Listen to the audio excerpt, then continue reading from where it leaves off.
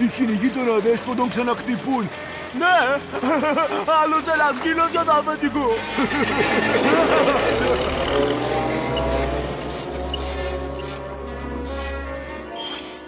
Μα πού πήγαν? Τι να κάνουμε? Θα φάω μόνος μου. Κονσέρβα τόνου.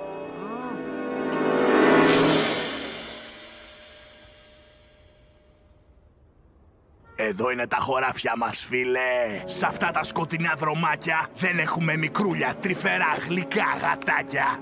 Κουμάντο κάνουμε εμείς. Κι αν δεν το ξέρεις θα το δεις. Στο λέω άλλη μια φορά.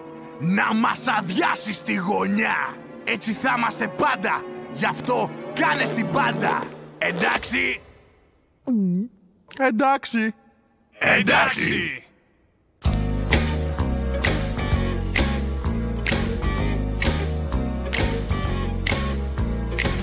Ο γενικός μας καλά.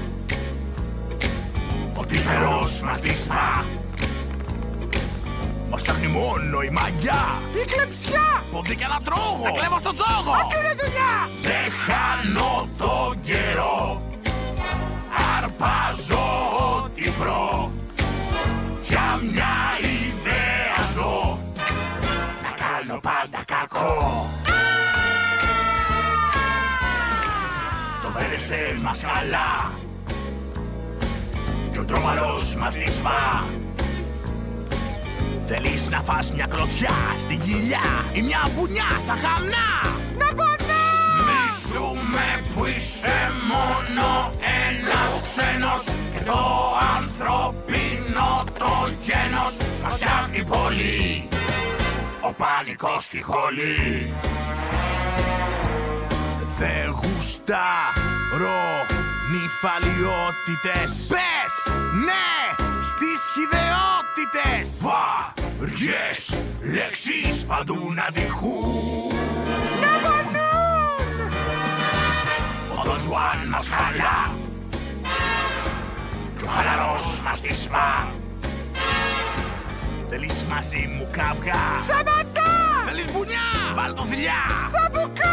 Πρέπει ο κόσμος να σκληρός χυδαίος, να επίζει ο πιο γενναίος, μα πιο πολύ ο ένας τον άλλο μισεί.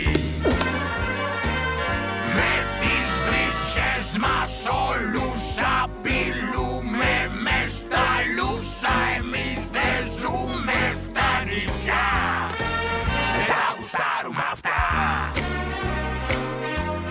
Ζήτω η μαγιά! Ζήτω η μαγιά!